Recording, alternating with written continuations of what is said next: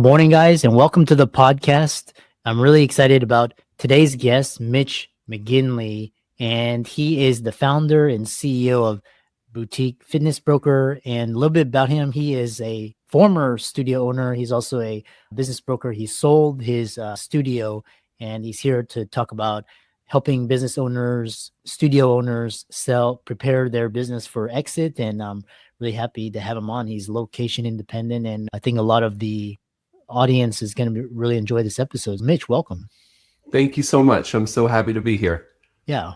Briefly chronicle your story, and I'm excited to dive into the questions. I appreciate it. It's a wild story, but my first career was in hotels. I worked my way up through Omni Hotels, and then I left to go work with somebody who is flipping boutique hotels in San Diego. And so I was running the hotels, and he was teaching me the transactional side of it. And all of a sudden, one day, my wife and I got presented with the opportunity to buy our favorite neighborhood yoga studio. My wife had been teaching there for a number of years. She is a star in this world. And it was something that we always wanted to do. And working in hotels, I was working 12, 14, 16-hour days sometimes. And we wanted to start a family, and we wanted to be together. And for the first time, we had the courage to do it. And I left all that, and we bought our little neighborhood yoga studio. And a couple of years later, I started getting a little bored, and I was looking for a new challenge. And so I started doing some consulting work, helping other entrepreneurs in this field with the business customer service side of things. So many of the owners in these industries have a passion for service, whether it's medical or health or spa or fitness. They're all very much the same. There's a passion for service. There's rarely a passion for accounting or tax planning or exit planning. Like, those aren't things that most of us ever thought about when we were starting our businesses. And ultimately, I merged all my worlds to exclusively focus in health and wellness and helping entrepreneurs plan for their exit and then successfully execute it. And it brings me so much joy to see these businesses survive. The owners get to be done with managing people and having a brick and mortar liability. And then maybe they can fly to Europe and hang out with me, and we can talk about all this stuff more. Yeah. And we'll get into the mechanics of how you've achieved financial, location, emotional freedom. And the next question I have for you is, how is preparing a studio exit different from, say, for example, a doctor listening to this podcast selling his or her practice, or a lawyer? How is it different? Honestly, it's really not. It's really the same. Your goals are always to maximize your profit while simultaneously, it's so easy to say, but do everything you can to boost your revenue, minimize your expenses, but also, very importantly, make sure that you're compliant in all the ways that you need to be compliant, that your HR stuff is dialed, and that you've got everything very clear on all of your employee benefits that you owe, making sure that you have all of your policies and procedures clearly documented, making sure that all your financial records are really clean and free of personal expenses that are buried in places where nobody's going to be able to believe them. And all of these things are the same. There's a joke that exit strategy is just good business strategy. It's the things we're supposed to be doing all the time. But a lot of times, if you're about to try and sell your business, you might file your tax return a little differently to show as much profit as possible, because what that tax return says is going to matter a whole lot to a bank who is lending a buyer money to buy your business. The last thing I'd say that's ubiquitous across all industries is that the business really cannot rely upon you as the primary person in the day-to-day.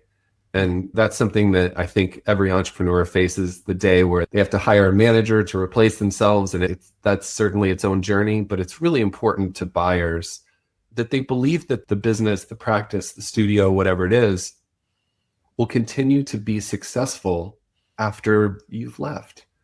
And so you need to make them believe that. And if that means hiring another manager and making sure that there's someone who's in place running the day-to-day, that can take 6 months or a year to make happen before you can really get what you deserve and get out. Interesting.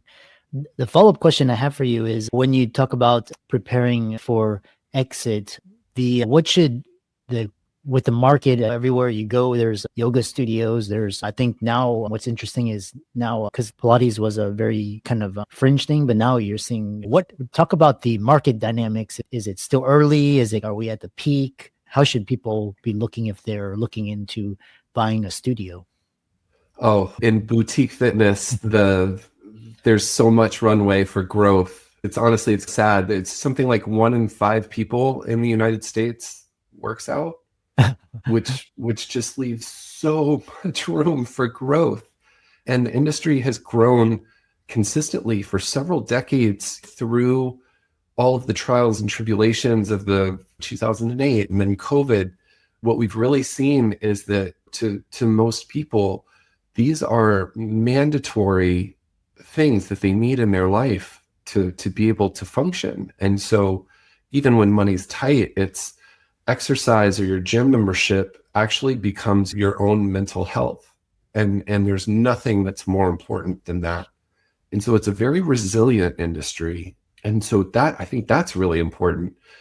It's a trendy industry, as I think a lot of things are. And looking back over the last couple of decades, you can trace it through SoulCycle to Orange Theory to Pilates, and maybe what's next is Legree, or more of these like drip IV type businesses where it's a bit more of a local clinic that's operated under a franchise that's able to provide a certain number of services that people in the community might really need and might facilitate in a lot easier way than trying to go through their insurance. There's just a lot of possibilities. And so I'm really excited about it. I love where I am. I've only been doing this particular thing for 6 years now, but I can't wait to see what happens next. Yeah.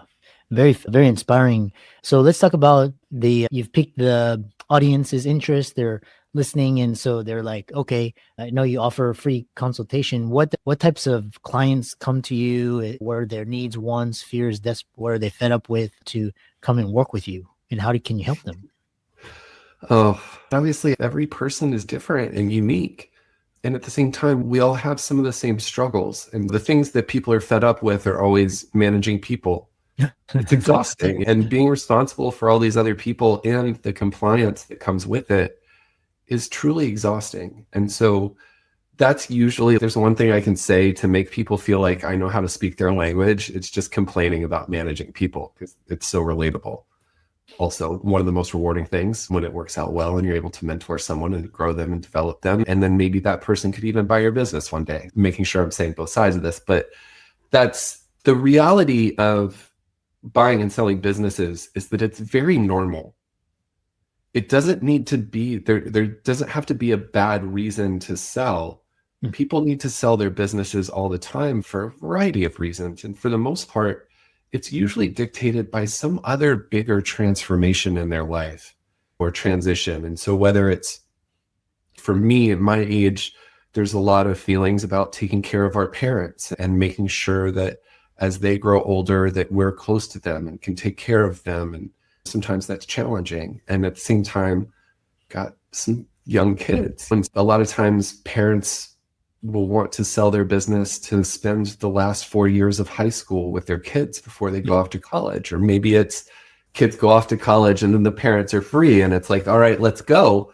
I'm ready to cash out and go travel the world. And no matter where you are in your process, I think there's someone else at the other complementary point. And when you can match those people up and make a deal happen and see a business survive and even often thrive in a new way and inspire a young person to become an entrepreneur and leave the corporate world, like all of this in my life is a win-win when it's done correctly. And I just want to make it happen more and more. Interesting.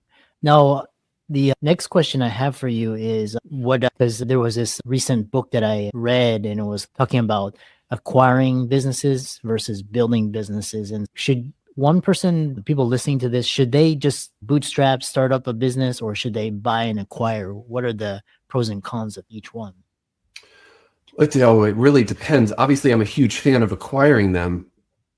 The reason being that it's so much less risky to acquire an existing business, and you can do it with 10% down through an SBA loan.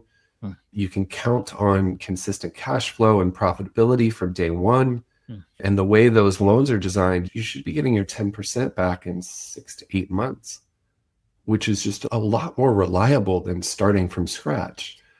That being said, if you've got something that's very unique and different and it's hard to find something to acquire on the market, by all means, bootstrap away. Find what problem you're solving and go solve it for people. But when you can make an acquisition, like you can with so many of these types of businesses, because they really are a service business, a passion project for taking care of people, you can find really wonderful people to take over. And I believe wholeheartedly that stepping into a situation where there's reliable cash flow is better because it's way less risky. Interesting. Another question I have for you is during these exit strategies, how often do you get the question of should they sell to just an outside buyer or kind of what's called having an employee kind of transition into it and gradually they take ownership of it? What are the pros and cons of those two different types of strategies? There's all kinds of pros and cons to internal versus external, and sometimes those situations are switched. Sometimes there might be an internal person who's offering cash at closing and an external person who's offering funding with some rollover that's going to scale the company in huge way. There's pros and cons to every situation. I think what's really important for people to know, like the bottom line on this, is that the way that you get maximum value is by leveraging the internal buyers against the external buyers and having as many offers as possible, as many people sitting at the table as possible, so that you're really able to stand confidently and draw your lines in the sand and say, this is what I need. And once everything becomes clear, it's who's going to follow through with their offer, who is showing the most promise for what means most to me. For some people, it's their legacy. For some people, it's just about money. For some people, it's a timeline. For most people, it's a combination of all of these things. And so having choices in the matter is what gives you confidence and leverage. And so it's not that internal is bad or external is good or vice versa. They all can be all of it. What matters is that you have choices. Interesting. For the audience, the Mitch's website will be in the show notes. One thing is you offer listings, and what's interesting is these listings asking prices I was surprised. I was thinking like these studios that would be going for the millions, but it's actually 500K some. What's the difference between investing in like a studio versus, for example, real estate?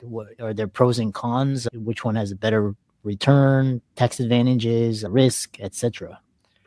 I got to avoid the tax advantages question because I'm not a CPA, but I grew up in a world where no one taught me until I was much, much older that you could invest in buying businesses. I was taught that it was real estate or stocks and bonds. That was it. And so when I started learning about this when I was like 30, I was blown away by the returns. And I think the reason is because it takes more confidence to make a bet like that, where you're buying a business the success of it is going to sit on your shoulders. And fewer people are willing to do that. And for that reason, I think there's more opportunities and more upside. And what's better than betting on yourself? Especially if you see an opportunity in a business where you know that you have a skill set that's going to add some kind of value. For a lot of young people, it might be that they're good at digital marketing or they're not scared to death of social media. There's a million businesses out there with people who are ready to retire who can't stand the thought of posting anything on social media. There's just opportunity there. And so for every person that's tired of having a boss, there's nothing better than waking up and working for yourself. You'll work harder, you'll care so much more, and you'll be rewarded more. And I'm a huge fan, and I really do. I'm happy to talk to anybody about anything. It doesn't matter what kind of business you're in. I've got lots of wonderful friends that specialize in different industries. But what really matters is that you start to look at your exit strategy as capitalizing on your biggest, most important asset.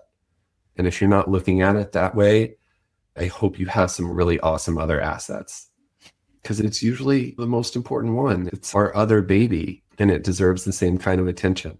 Interesting. We have around 5-6 minutes remaining, and talk about, because this call is being recorded, you're in Spain and you have location, you have time, you have financial. So what was the talk about for the audience that are looking to create this type of freedom? What is the mindset or skill sets that you need to be able to create this life that you've designed? Oh man, I wish we had so much more time to talk about this, because this has been the most life-altering thing that I've ever done. 6 months ago, we've been planning this for about a year, but we decided to do what we call the family semester abroad. My kids are 11 and 8. It's something we had wanted to do since COVID, honestly. It was the first moment that we felt like we could do that. And we really wanted to come to Europe. And my wife speaks Spanish pretty well. Mine's decent. But we wanted to post up somewhere where we could travel around Europe as much as possible, live in a safe place without a car, make it easy. And so we chose Madrid.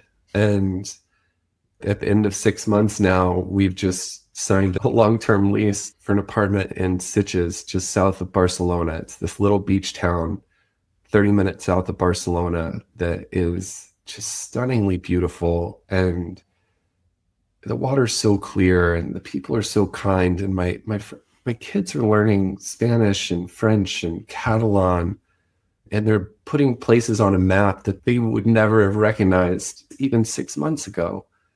What it took for me to get here was people looking at me like I was crazy.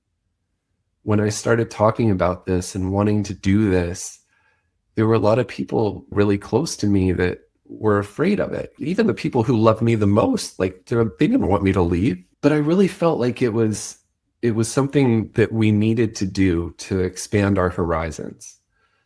And as last year started to wrap up and things happened with the election and everything like that, like I just feel like it's gotten a bit scarier in a way that makes me really happy that I'm here.